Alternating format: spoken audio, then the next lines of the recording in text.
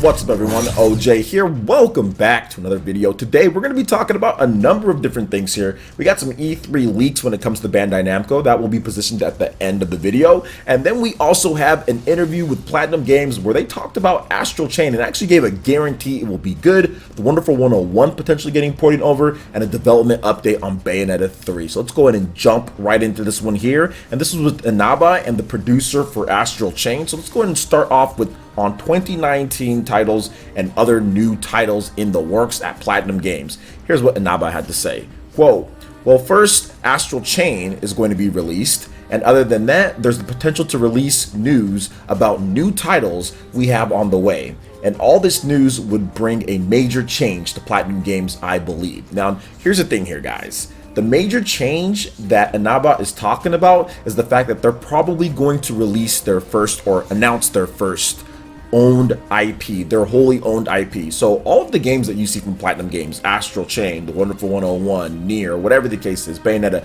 that's all owned by the different publishers or console manufacturers. Whether it's, for example, like the Wonderful 101, Nintendo owns that, or Astral Chain, Nintendo owns that. Bayonetta, Sega owns that. The normal IP for Bayonetta, Sega owns that. Nier, Square Enix owns that. And I think that the major change that he's talking about here is the fact that they're going to announce their first wholly owned IP so they can dictate what they want to do. When they want to self-fund something and bring out the game, they can do so. Platinum Games is a massive indie developer. What they basically do is they're an independent company, nobody owns them, and they take contracts with publishers, right? So for example, like Sega to make something like Mad World or Bayonetta, or Nintendo, who's a console manufacturer, but also a publisher as well, and then they make Astral Chain or the Wonderful 101. So that's what Platinum Games does, but I think the big change here is releasing their first wholly owned IP, and I know Inaba and everybody at Platinum Games has been wanting to do that for quite some time, so they can have their own revenue coming in and they can have their own ideas and they can fall back on that maybe when work is a little bit light, or if they want to get other projects going, they can do that. So that's really cool, and I'm hoping that we do see that first Platinum Games wholly owned IP revealed sometime this year, whether it's at E3 or it's at Tokyo Game Show. Now, the next thing here is on bringing up the idea of porting the Wonderful 101 to the Nintendo Switch. This is something that a lot of people really want here, and I'm thinking that you guys are going to like this answer. Quote from Inaba, yeah, I think I said that on multiple occasions, and I'm glad that I did. So if you could be patient with it, that would be great. And that kind of came off a little bit snarky, but at the same time, I think he's kind of saying like, hey, hold up here, guys. We got some other games that we're going to be talking about. And he's already answered that question like multiple different times here, but every single time he's going to get asked that question, and he's probably going to start giving snarkier and snarkier answers each time there, because he's like, hey, just be patient, calm down with it, guys. We're probably going to get it done at some point. And even if we did, it's not like I could say anything about it. It's probably NDA'd, and Nintendo would probably announce it at E3, or they'd announce it at a direct, or maybe they just announce it on Twitter like they've done sometimes with different stuff here. So I think that's the reason why he kind of gave a little bit of snark with the attitude there, but at the same time, I don't think it was necessarily really rude or anything like that. It's just like, hey, he can't say anything about it since Nintendo hasn't officially announced, but yet you're here asking me about that when it comes down to it, you know? So that's Nintendo's IP. Now, the next thing here that I'm excited about is Bayonetta 3 and the development. How's things going with that? What's the status update? Well, Inaba had this to say. Sorry again, we can't share anything, although I can assure you development is going smoothly, so please wait for further updates. So I think this kind of ties in with Astral Chain, which we'll get into next, but Bayonetta, that game and the development is going just fine. Everything is cool with the game, even though it was announced back at the Game Awards. That was just for buzz, right? And also to kind of hype up what they had ready, which was Bayonetta 1 and 2, and getting that on the Nintendo Switch in order to kind of maintain some momentum in the first calendar year of the Switch's life. Now, the thing about Bayonetta 3 is that this is going to be a complete transformation. This is not going to be the same type of game through in and throughout that we got before. They've already talked about this, and they're talking about making Bayonetta different in structure, what they're going to do with the game, maybe the gameplay style, how you traverse. Things like that are going to be changed up in Bayonetta 3. It is not just a vanilla sequel to Bayonetta 2. It's not just going to be Bayonetta 2 on steroids or Bayonetta 2 way better. It's actually going to be a different style of game. It's still going to be action, but the way they're going to put things together is going to be different. So expect it to be something that we have not seen before when it comes to the Bayonetta franchise and what they do with some of the other mechanics or what they do with some of the gameplay features or design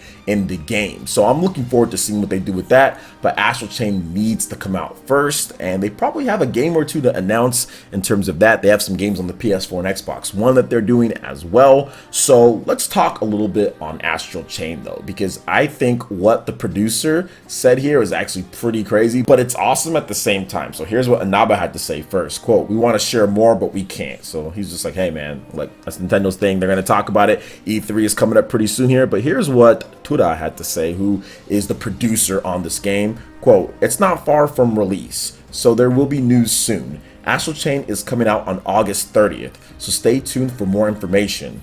We hope you can get a copy of the game and enjoy it, and we can guarantee that it's good." And man, does that sound like Platinum Games. If that wasn't a Platinum Games statement, I don't know what is. He has so much confidence in his game, which you don't even see developers say this. I mean, you see him say stuff like, oh yeah, we think it's really fun, we're gonna do good stuff here and there, but a guarantee that it's good, oh man. And I've talked about this game before, why it's Nintendo's most important new IP since Pokemon, and these are the type of reasons why I think so, because this is the type of game that I think that they've needed in terms of a brand new IP that they wholly own, which Astral Chain is owned by Nintendo. This is exactly the type of game that they need. Not because it's going to get them way more sales than other types of games or anything like that, but because it gives them a variety, a different style of game, because this game is going to be a bit different from Bayonetta. It's not going to be the same type of thing, and I think that having a new IP like this is really going to enhance the profile. People are going to see this game and say, oh wow, that's different from the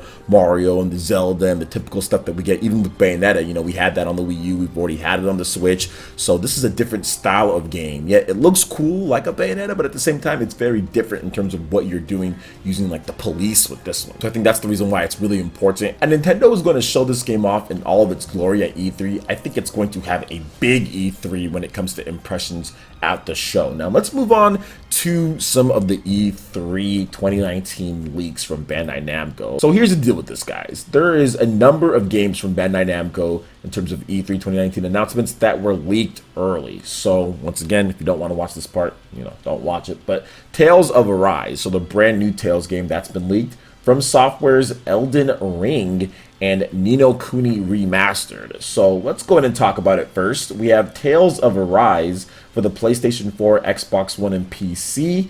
And there's a bunch of different stuff talking about this game. So it's on a planet called Dana, I think it said that, and its a reference has always been given to Reina, the planet in the sky, as the land of the righteous and divine. Stories handed down for generations became truth and mass reality for the people of Dana. For 300 years, Reina has ruled over Dana, pillaging the planet and resources and stripping people of their dignity and freedom.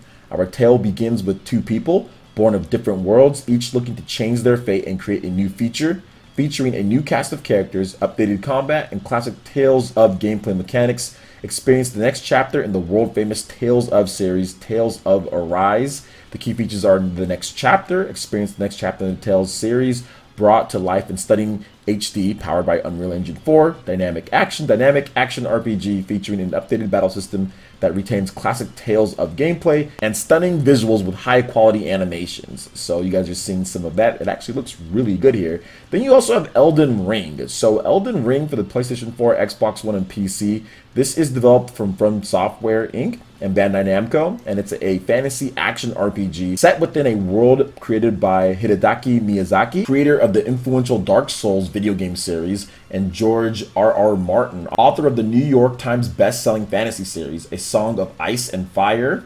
Danger and discovery lurk around every corner in From Software's largest game to date. Miyazaki, president and game director of From Software Inc., known for directing critically acclaimed games in beloved franchises including Armored Core, Dark Souls, and Sekiro: Shadows Die Twice.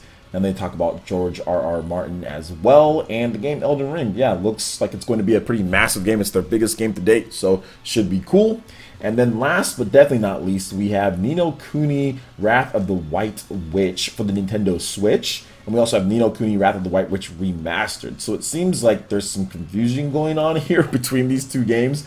But the PS4 and PC version of the game compared to the Switch game are just going to have like 4K visuals or higher end visuals, where the Switch version is probably just going to be like 900p or 1080p or whatever the case is for it. And this one's set for fall 2019 on this one, and they showed off a screenshot. So Ninokuni, that's a game that was on the PS3 that released a number of years ago, so it looks like it's coming to Switch, and it's also coming to PS4 and the PC as well. But we're gonna have to wait for the official word. Obviously these were leaked. I will let you guys know that Ninokuni, I did know that it was coming to the Nintendo Switch, and it's cool that it's coming. I'm glad that we're going to get Ninokuni. That's awesome. The game is really fun, and a lot of people like it better than the second game. But it's interesting though, because Ninokuni has been one of those games that people have wanted remastered for a while, so it's cool that it's finally coming back here. So what do you guys think about the different stuff that leaked from Bandai Namco? What do you guys think about what's going on with Platinum Games? I'd love to hear your thoughts in the comment section below. All right, guys, that wraps it up for this video here. Go and check out the links in the description below. We got Facebook and Twitter. Go ahead and give us a like and a follow on our social media. Hit that like button if you did like this video. Let me know you guys want more content like this going forward in the future. And subscribe to PlayerEssence for the latest RPG, Japanese, and Nintendo gaming news. Thank you so much for watching, and we'll catch you guys for the next one. Peace.